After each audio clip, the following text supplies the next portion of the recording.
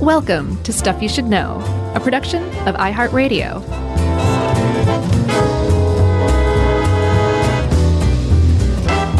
Hey, and welcome to the podcast. I'm Josh Clark, and there's Charles W. Chuck Bryant over there, and Jerry's out here too. So since the gang's all here, the three of us alone on a deserted aisle, it's Stuff You Should Know. Can I mention a couple of things here? I think you should.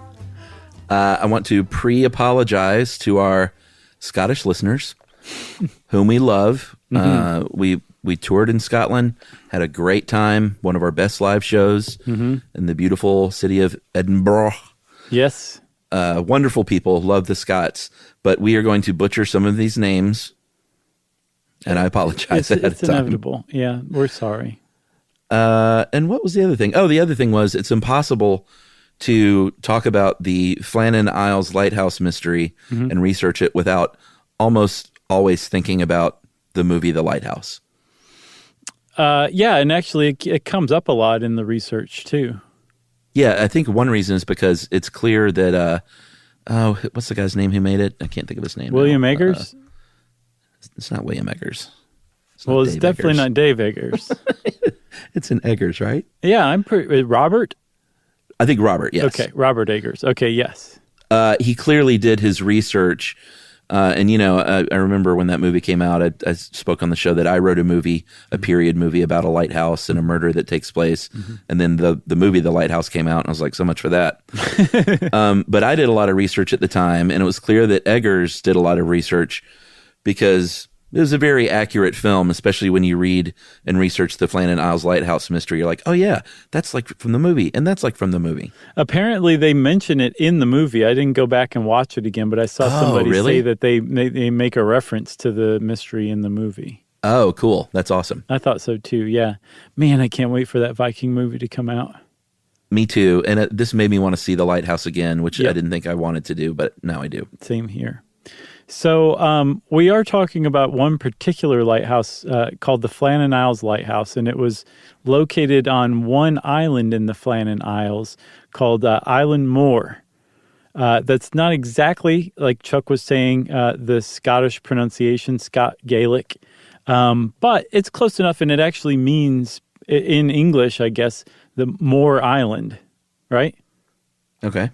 So anyway, that's where this lighthouse is, and it's situated, it's still there today. It's automated, though. It went automated in 1971. But it sits, its light is about 75 feet atop the cliff, which is the highest point of Island Moor. And that cliff is 200 feet above sea level. And it's a pretty good place for a lighthouse because this area of Scotland is kind of treacherous for ships. Yes, and it's important how high this one was. It figures into the story. I'm not just showing off with stats here. Yeah, it is treacherous. It's a windy area. There are big winds in Scotland, especially out there on those islands. I think it is close, and this is kind of funny, the name of it, but isn't it nearby, supposedly the windiest place? Is it the windiest place in the UK? And what's the name of it? The Butt of Lewis. Come on. I'm serious, but it makes sense. I know I'm not 12 years old, but Lewis is a nearby island, which is inhabited in the region, which is pretty rare. I think, this part of it, one end of the island, is called the Butt of Lewis Island, and it's the windiest part. The Butt of Lewis is the windiest island. Right. So the area that these Flannan Isles are in, so Island Moor is in the Flannan Isles. The Flannan Isles are part of the larger island chain on the northwest of Scotland called the Outer Hebrides. And to the west of them, you can just keep going and going and going, and then you'll finally reach North America. They're pretty remote. They're pretty isolated. They are indeed windy. And like we were saying, the seas are kind of rough around there. I think that's kind of putting it mildly. Plus, the islands themselves are often very rocky and jagged, and so it's treacherous. So, of course, you'd want to put a lighthouse there. Well, yeah. The winds blow strong from the Butt of Lewis. But the lighthouse that was built there finally on Island Moor wasn't installed until 1899. which is kind of late considering that Scotland had something called the Northern Lighthouse Board that they organized in 1786 to basically oversee and standardize lighthouse keeping in that country. Yeah, so they were headquartered there in Edinburgh, and here's how it worked at the time, and this checks out according to my research when I was writing my movie and the movie The Lighthouse. Oh, an once expert. Again. They were staff. You had your principal lightkeeper called the principal keeper, and then usually depending on where the lighthouse was, how busy it was, how big it was, and as far as needed personnel for operation, you had one or two assistants, and they were all ranked as you weren't just like, oh, I'll be the first keeper this week. Like you earned that spot. Yeah, it was a promotion. And then you were assigned to these stations by the board, just like in the movie. You don't stay there forever. You kind of rotate, and you go there for a little while, and you may get stationed with someone you've never worked with before, and you have to get to know that person very intimately over the course of a short period of time, or it's somebody you have worked with before and you're old friends with maybe, or old enemies. Or, yeah, exactly, or old enemies. So aside from these 2 to 3 people as principals and assistants, you had what was called the occasional keeper. And this is someone who actually lived nearby, either an inhabited island resident, or if it was uninhabited, if it was at least close enough to where they could get there easily. And they would help out during the day, but they would go home at night and sleep and stuff in their own Betty Bye. And that was the standard, but for a place like Island Moor, where the Flannan Isles Lighthouse was located, if you were an occasional, you were there for 2 weeks. That's how hard it was to get to the island and how hard it was to get off of the island. Right. So the purpose of the occasional was to give 2 weeks rest off to one of the other 2 or 3 people who were permanently or temporarily stationed there for much longer than you. Right. And in those cases, the occasional does not go home and sleep. Right. So the one of the things that stuck out to me, Chuck, was that, when you think about lighthouse keeping, like, yes, the person has to live there and it's a lot of work and they have to attend to the light and everything. But I think lighthouse keepers are very frequently portrayed as weirdos. Yeah. Just complete alcoholics who can't do anything else but live by themselves. Almost like they're placed there because there's nothing else for them to contribute to society. So they're kind of cast off or ostracized. That's not the case, at least not in Scotland. That was not the case. Like if you were a lighthouse keeper, that was a very, very important job. And you took it very, very seriously. So much so that there was a study that found between 1850 and 1900, 50 years, there were only 15 recorded instances of a lighthouse keeper falling asleep at their post, which was about as bad as it gets as a lighthouse keeper. Yeah. I mean, that's not to say there weren't drunks and misanthropes here and there. Mm-hmm. Maybe those are the 15. Yes, but I did a little more further math, Chuck, if I may be so indulged as to share it. I saw that. I thought that was pretty funny. So get this. Let's say you have about 150 lighthouses in operation between 1850 and 1900. Okay. And if you calculate that number of lighthouses times the number of nights that occurred over that 50 years in Scotland, you have what we'll call 2.75 million lighthouse nights. Mm-hmm. Out of those 2.75 million lighthouse nights in Scotland over those 50 years, only 15 of those nights found a lighthouse keeper asleep on duty. That's how seriously they took it. Did you account for leap years? Oh, Chuck. I just really wanted to drive that home, man. I really thought that was an important point, and it didn't come across with 15 instances of 50 years. Who cares? No, I mean, it's a big deal because, the purpose of a lighthouse, I guess we have not really said, is to light the way around rocky shores and islands so boats don't run into them. Yeah, unless you've been living under a rocky shore, you know that. It's a very important job, though. I love lighthouses. We've talked about them quite a few times on this show. Mm-hmm. Big fan. Every time I am near a lighthouse, I will do my best to climb that thing if it's allowed. So who done it in your lighthouse mystery? Who did do it? It was a good story, actually. Well, then maybe you should hang on to it in case somebody comes along. Because it's not like The Lighthouse is the only Lighthouse movie ever made. Yeah. The briefest synopsis is it's two sisters who are tending the lighthouse because it was their family job and their parents died there. So it's these two sort of like maybe a 20-year-old and a 16-year-old out there alone on this island. And then these two men wash ashore one day in a shipwreck, and they tell the awful story of their ship going down. And it turns out that the real story is that they were prisoners aboard a ship being transferred, and they escaped their shackles and murdered everyone aboard. Wow. And then there was a shipwreck. So they were bad guys who got washed ashore.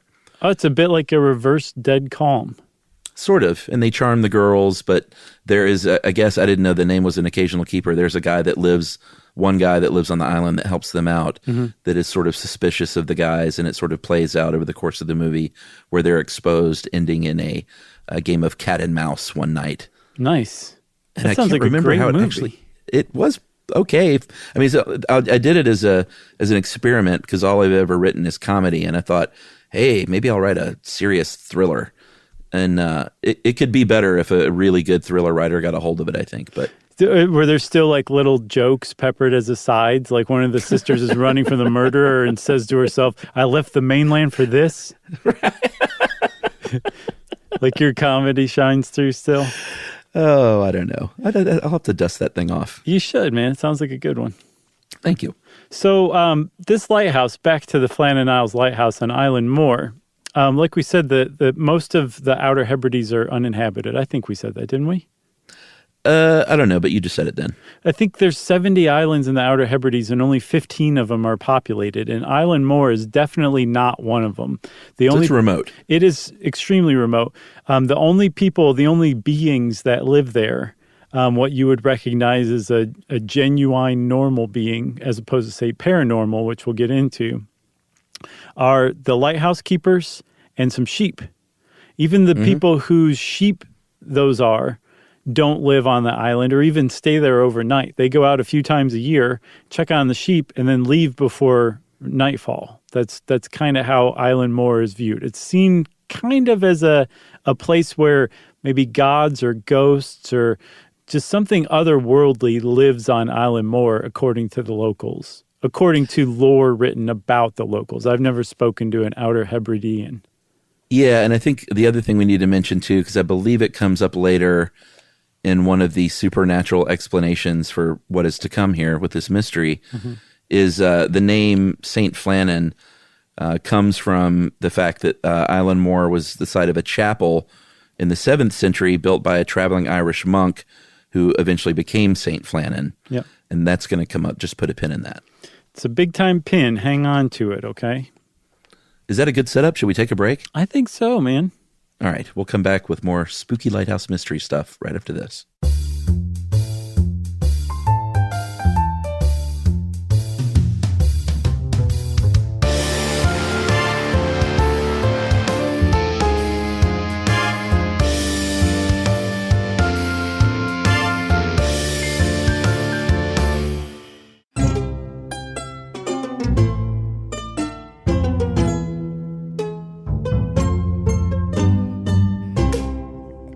All right, so we should probably mention the steamship Actor or Arctur.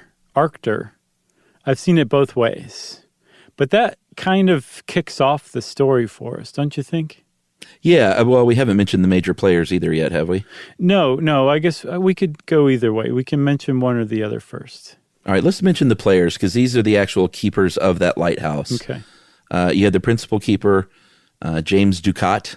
Oh, nice. You had the second assistant. Wouldn't he be the first assistant, though? No, Donald MacArthur. We'll get into that. Okay. Thomas Marshall was the second assistant. And then Donald MacArthur was the occasional, right? Yeah, here's my bit. So he was filling in for a guy named William Ross. Right. William Ross was the first assistant keeper, which meant that since Donald MacArthur was filling in for him, Donald MacArthur was the first assistant keeper, even though he was an occasional keeper. Okay, that makes sense. And William Ross was on sick leave, and just judging from the movie The Lighthouse and all this research, like, you must have had to have been really sick to get taken off the island. Yes, but don't you think? Yes, that's what I thought too. But doing research for this, I found that these guys all of them had a rotating 2 weeks off. So at any given point over a stretch of 2 weeks, one of those men, James Ducat, Thomas Marshall, or William Ross, would not be on the island because they rotated 2-week shore leave, basically. So I was of the impression that if you went and tended a lighthouse, they dropped you off, left you with some food, and said, "See you never." But that's not the case. No. I think they were well taken care of. I get the impression the Northern Lighthouse Board was pretty good at its job and really cared about these people and looked after them. I didn't see anything to deny that. Yeah, well, it's a brutal and important job, so surely that they were taken care of, at least to a certain degree. Yeah, but the upshot of all this is that there were 3 men on the island. 3 dudes. Working that lighthouse, and aside from some sheep, that was it. That was the only people on the island. And this, by the way, this is December of 1900, right? Yeah, so this thing is brand new. Yeah, they built it in 1899. That was scheduled to take 2 years.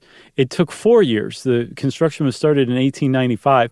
And what they built was, at the time, a state-of-the-art lighthouse. But it took so long, it took twice as long as they anticipated, because the cliffs and the island itself was so treacherous. That's how long it took just to get materials up the cliff to build the lighthouse. Yeah. So it's finally in operation. And then now comes the actor, which is what you mentioned earlier, not ACTOR, but the actor, ACHTER. Yeah, it was a transatlantic steamship from Philadelphia to Leith, which is a port for Edinburgh. That's right. So they were out there, I was about to say sailing around, but I guess they were steaming around. Mm-hmm. And they waited out a storm for a few days. And then this part got confusing to me. So the actor was passing by Flannan Isles. It passed by on December 15th. And the actor noticed that the light was out. Not that they couldn't see the light because of weather or anything like that. The light was straight up not lit on the lighthouse, on Flannan Isles Lighthouse. It was a very strange thing to see, and it was very noteworthy. They ran into some weather on their way to Leith and had to wait it out for a few days. And when they finally made it into port, I guess they passed the information along, but the Northern Lighthouse Board didn't catch wind of it until the official relief supply ship showed up a few days later. And the actor's observation that the light was out wouldn't come into play until an investigation was launched later on. Right. So that relief ship was the Hesperus, Hesperus, and that arrived on December 26th, 1900, which was Boxing Day, day after Christmas. And what these ships brought was they usually brought either supplies or fresh dudes or both. Right. And in this case, I think they had supplies and a fresh lighthouse keeper. And it was captained by Captain Harvey. And they were like, all right, something's going on here. This light's out. The flag's not flying. Let me toot on the horn a few times. Toot, toot, toot. Nobody comes out. They're all right, well, let me send up a flare. They send up a flare. No one comes out. And what they're trying to do is say, hey, we're here. Get your little rail car system going. It had a little cable pulled railroad system that was operated by a steam engine in a shack. And so when the ship pulls up, they would toot the horn and the dudes would come down and they would get that steam engine going and get that cable car ready to transfer the goods onto this thing so they could, it's like hundreds of pounds of stuff going up a really, really steep cliffside. Yeah, there's just no way to move that stuff otherwise. No, you'd have to do it. So nobody came out. No one gets that steam shack going.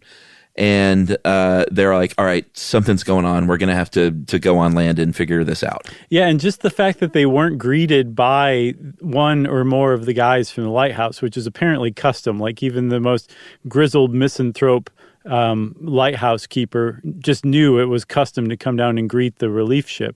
You're still dying to see someone else. Pretty much, I think You so. know? Yeah. So the fact that no one showed up and then no one responded to their signals, they were like, something really weird is going on here. And they had Joseph Moore, who was the relieving keeper, which makes me think that William Ross was really, really sick, because he would have been on sick leave for way over 2 weeks by this time, because I believe the relief ship was 5 days late because of weather. So he must have really been laid up. And they sent another relieving keeper, Joseph Moore, instead. And Joseph Moore went ashore, and he was friends with these guys. He wasn't some new dude or anything like that. So he was genuinely concerned. And he went up the steps to the lighthouse. There's apparently 160 of them. And he just knew right away that something was way off. There was no sign of life. There was nobody around. There was just nothing was going on. It was abandoned, basically. And he didn't have a very good feeling about it. So he runs back down to the boat to say, I think we have a problem here. Yes. So he says, I think we have a problem. And then that's when basically everyone on board said, all right, this is a situation now that we all have to deal with. I think it was the captain who went with Moore to search for other stuff.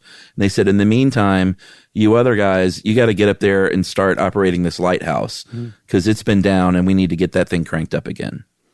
Yes. So for the first time, possibly since December 15th, the lighthouse was lit again by these relief guys who took over and kind of settled in and were like, all right, this is our job now. But that follow-up search, it's weird. Like, we'll talk about some of the legends and layers that were added to it over the years. But to me, the thing that was like so weird about the follow-up search was that everything was in place. Yeah. Like, it would be way more like kind of middle of the road to me, this mystery, if there was like signs of struggle or, there were everything was just kind of askew. It's way more eerie to me that like everything was exactly how it should have been. It's just the three human beings that were supposed to be there were missing. But that's what Joseph Moore found and the others found when they searched a lot more thoroughly. Yeah, the door to the keeper's house was closed. The gate was closed. In the kitchen, everything was all spick and span. Everything was all cleaned up. It was clear that someone had done some cooking in the grate, but not anytime soon. There were ashes in there. The beds were made. The clocks had all stopped because no one was there to wind them, obviously. And everything was fine, except, like you said, that there was no one around. There was a full fountain of paraffin oil. It was all like the light was ready to be burned. The lamp, that Fresnel lens was cleaned up and ready to go. The blinds were drawn. The records were all filled out, all the way up until Saturday, I think the morning of December 15th, right? Yep. And so everything was great, except for there were two missing sets of rain gear. They're called oilskins. Their coats and their boots. Two of those were missing out of the three guys. And so that's sort of the only thing out of the ordinary at this point. Yeah. That was basically the only trace of the missing men. Like had those oilskins still been there, you would have taken the lighthouse and the area as like having been prepared for somebody else. They just hadn't shown up yet. Like the missing oilskins were the only trace that those men were missing, that there had been men there that were no longer there anymore.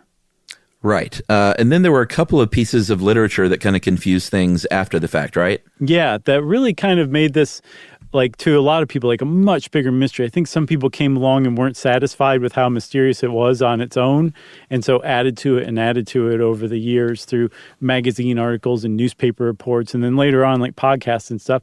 And so you really have to be careful navigating these waters, if you'll excuse the pun or the stupid metaphor, when you're researching this, because so much of it is just regurgitated as fact, because it has been part of the story for 100 years. That it was actually thanks to the efforts of a journalist named Mike Dash, who, if you are at all interested in nonfiction writing, especially nonfiction history writing, go check out Mike Dash's website. He's probably the best in the business. Oh, yeah? But yes, he's just amazing. But he set his sights on getting to the bottom of this, and he did some stuff and basically finally definitively proved, no, this was added to it later on, this was added to it later on, this is not true, that kind of stuff. So hats off to Mike Dash for demystifying a lot of it. True, but also making it not as fun because it's decidedly creepier with these newspaper stories as they were written. One of the newspaper stories talked about the logbook, and this is completely fabricated, like Mike Dash exposed it as fabrication. Right. But it's still pretty creepy. The log entries in the fake log entries were not by second assistant marshal, but this is how they wrote it. Right.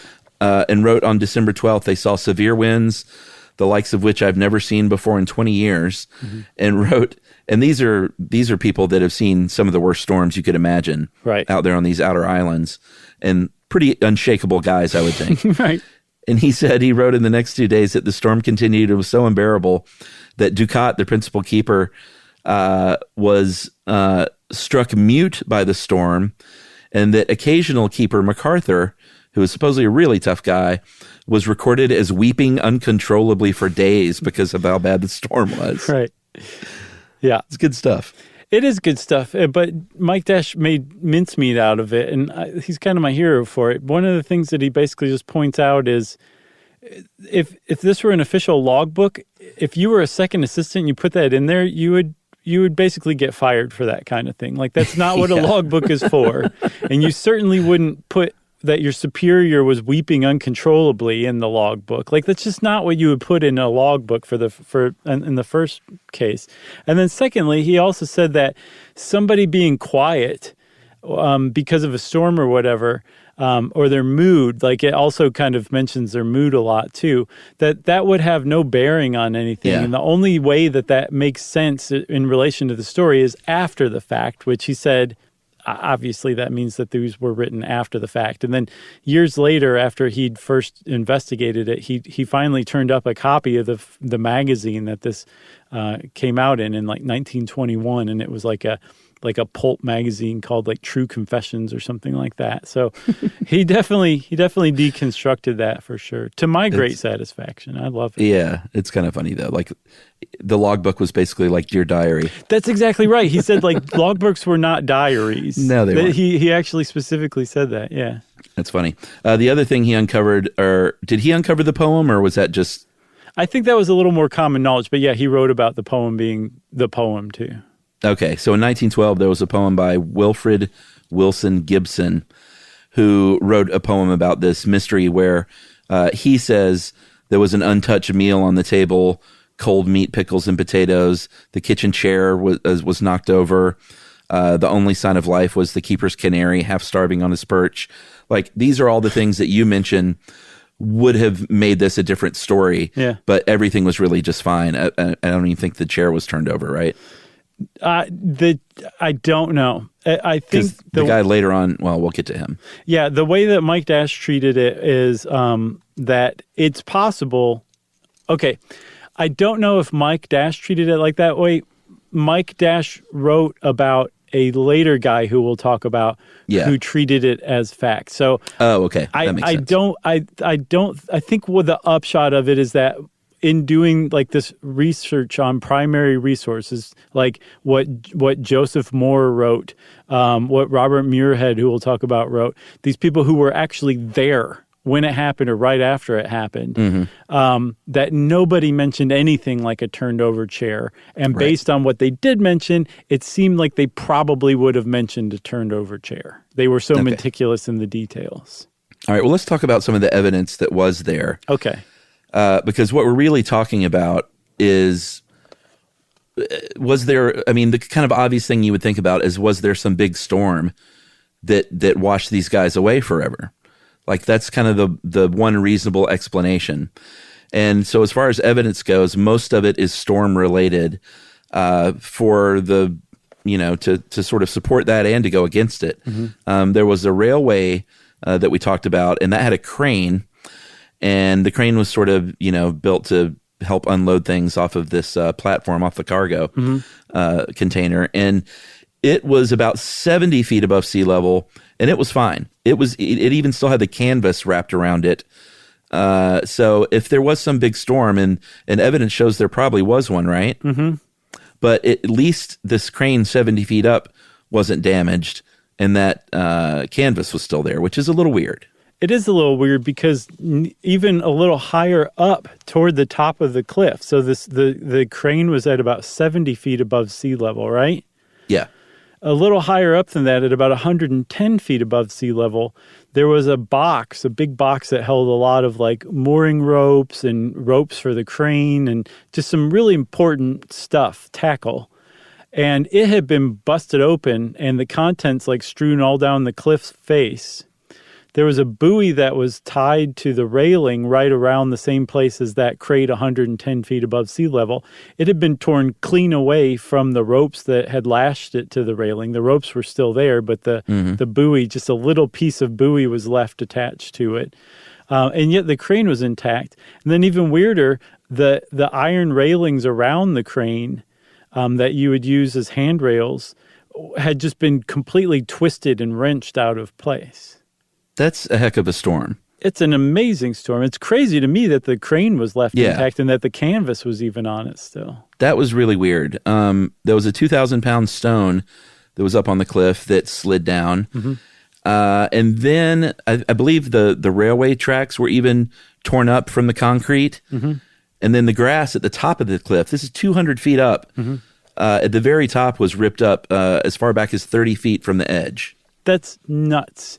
Like, do you know how much force a wave would have to tear up grass in the first place? And then that thing would have to be over 200 feet tall to even reach that grass. That's a bad storm. It's a monster wave. But the storm part, that kind of confounds things big time. And I think we should take another break and we'll talk about how everything's just so confounded still to this day, which is why this is a mystery, right after this.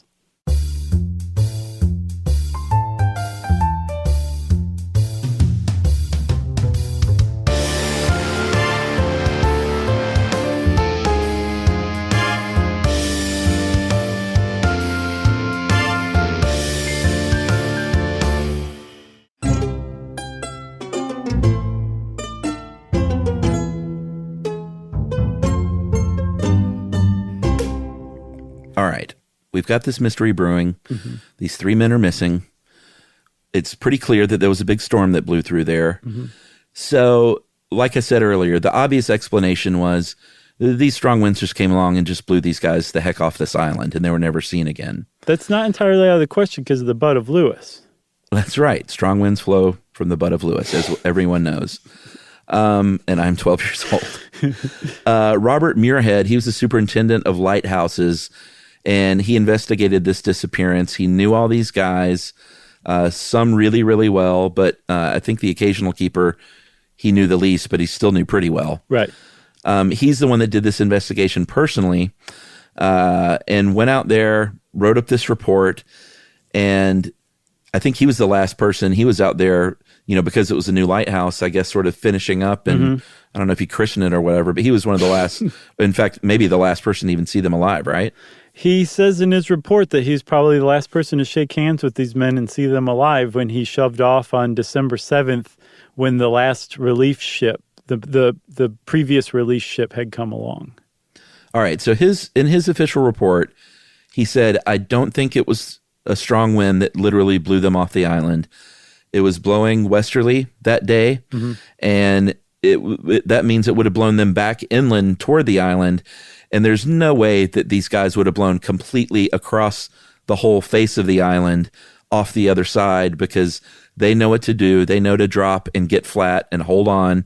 And they probably would not have been blown all the way off if it was westerly. Mm-hmm. They need to stop, drop, and do not roll. Yeah, don't roll. No. Please don't roll. Not in that case. I would grab something heavy. Yeah, anything, a sheep, whatever, anything that will keep you from being blown off. But that's just nuts. It shows you how windy it is up there. That was a possibility that Muirhead considered and was plausible enough that he had to at least put it in the report as a possibility. That's right. The one that he focused on that most people who think in level-headed ways kind of agree with too is that instead a wave probably came along and knocked these men off. Yeah, I mean, this one, I'm an amateur when it comes to like figuring out Scottish island mysteries and weather. This one makes a lot of sense to me. Yeah, totally agree. So being blown away by wind sounds kind of nuts unless you think about it, in which case it's not super nuts in this instance, at least. There were more slightly nuttier explanations. And the thing is, you can't fully discount any one of these because the men's bodies were never found. So there was never any conclusive proof of what happened, even still to this day. And some of the likelier, less likely scenarios seem to always focus on Donald MacArthur, who was supposedly a bit of a hothead, quick to fists kind of dude. Not necessarily the kind of occasional keeper you'd want to have on rotation for 2 weeks with you, but that's what a lot of these secondary theories kind of presuppose. He would have been the Willem Dafoe, right? I guess so, yeah. I kind of imagine him as such. He got the story from this, didn't he? I don't know. I'm curious. I bet you did. I don't know. I'd have to watch it again now that I know that I hadn't even heard of this story when I saw The Lighthouse. So I need to watch it again and see what I think. I'm going to do some research on that. I doubt if he based it on this, but I wouldn't be surprised if it triggered the idea or something. Gotcha. All right. So MacArthur was, like you said, a tough guy, a hothead. And he, of course, there's going to be speculation that he started a fight and they all got in a big fight and they all fell off the cliff together. Or maybe he murdered these two guys and then knew what his comeuppance would be and flung himself off the cliffs himself in sort of a murder-suicide situation. Yeah, again, it's plausible. Like, some people can go nuts, like especially in extreme isolation kind of thing, but there's just no evidence whatsoever of any sort of fight. It's possible the fight started entirely outside, but it just doesn't satisfy all of the evidence, right? I don't think so. Like the guy whose weatherproof coats were still there was Donald MacArthur. So why would he start a fight outside in weather that was bad enough that his comrades would put on their weather gear? Right. Or maybe when it comes to fighting, you don't want that raincoat on. I guess maybe he found it restrictive. That's entirely possible too. But that's, again, as far as like these secondary kind of paranoid theories go, those make a lot more sense. The other ones just are much more squarely in the realm of paranormal. Yeah, you could say that. The Outer Hebrides are home of the Kelpie. Mm-hmm. And the Kelpie is a water spirit, a shape-shifting water spirit that drowns human victims. But there are two problems with this. One, that is not real. Right.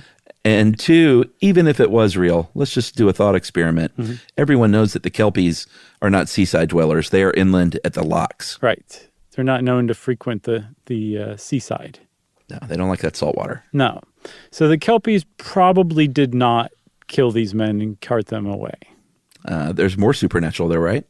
Yeah, the island being named after St. Flannan and that ruined chapel being there, and the idea that the locals just kind of view that island as a weird place. There was this one author, a supernatural, like a Fortean type author, who came along and said, all right, I've got it. Everybody ready for this?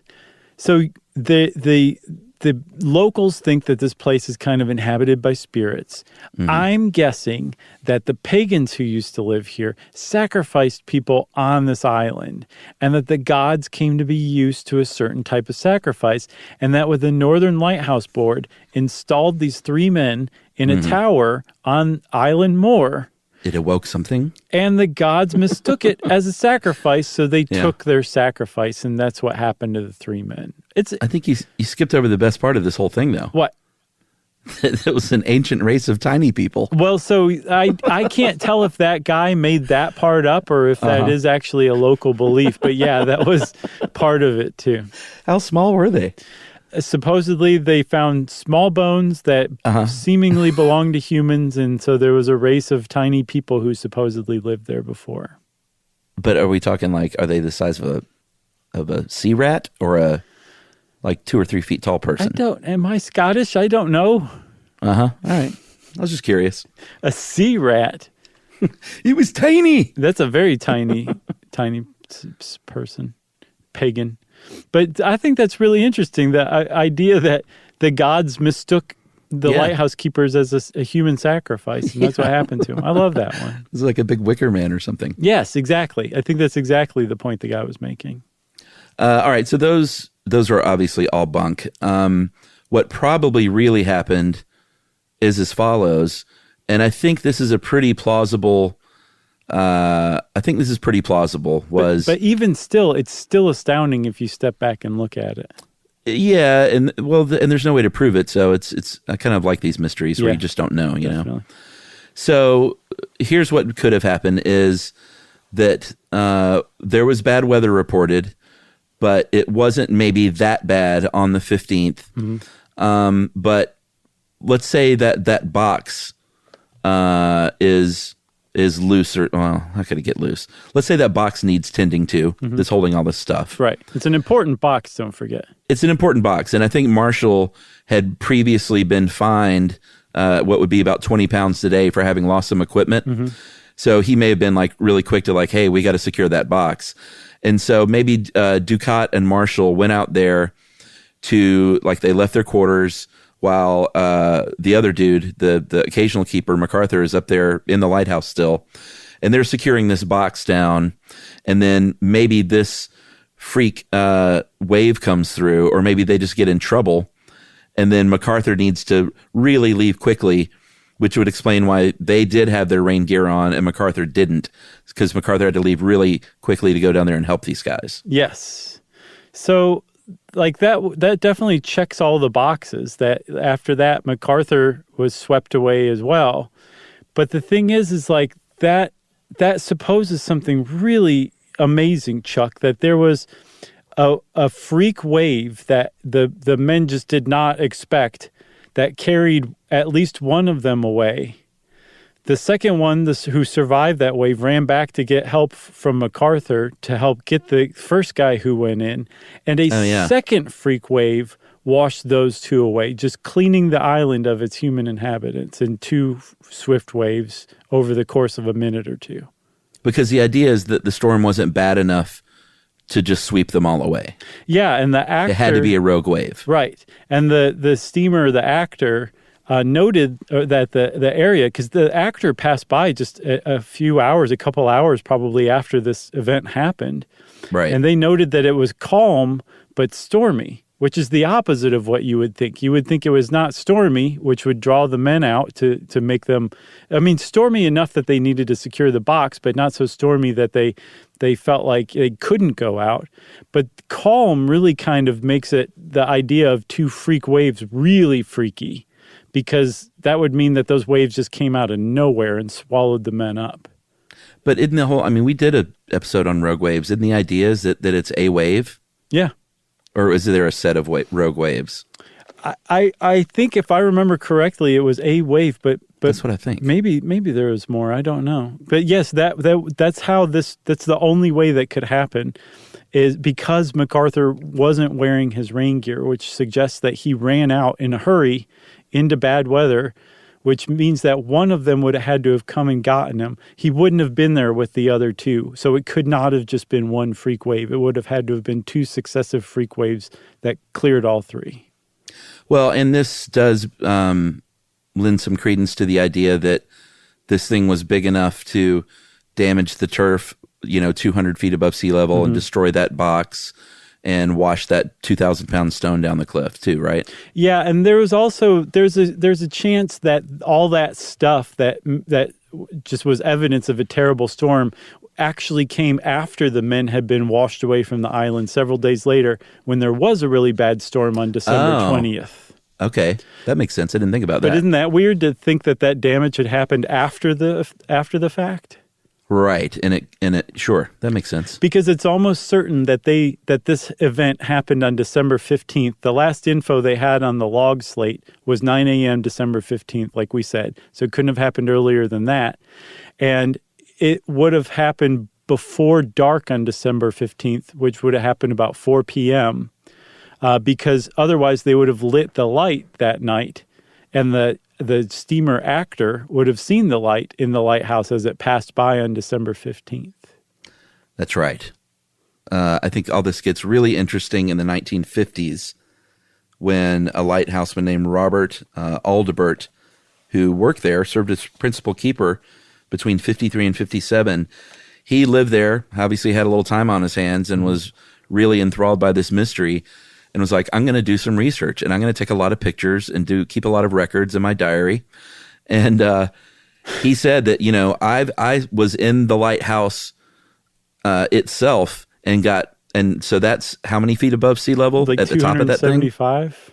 Yeah, like 200, close to 300 feet up, and got sea spray from some waves. Mm-hmm. So he's like, it's very possible that a big wave could come through and reach these heights. Yeah, he did tests where he took coils of rope and put them on the top of the cliff, and they get washed away by some of those horrible waves. So he basically said it was almost certainly a wave that got these guys. That's not the craziest part. The craziest part is it was two waves, almost like the sea was waiting for all three of them and took them all. It's pretty weird. I wonder if he got fined for losing those ropes. I don't know. Maybe so. If it's the Northern Lighthouse Board, I know he definitely did. Well, and he, what was his final explanation? Because he's the one that we mentioned earlier that said that one of the chairs was turned over in the kitchen, right? Like he kind of bought into that false narrative. Yeah, but I wonder, because this was a good 40 years after that poem had been written. Maybe it was so woven into the story by then he just presumed that it was true or not.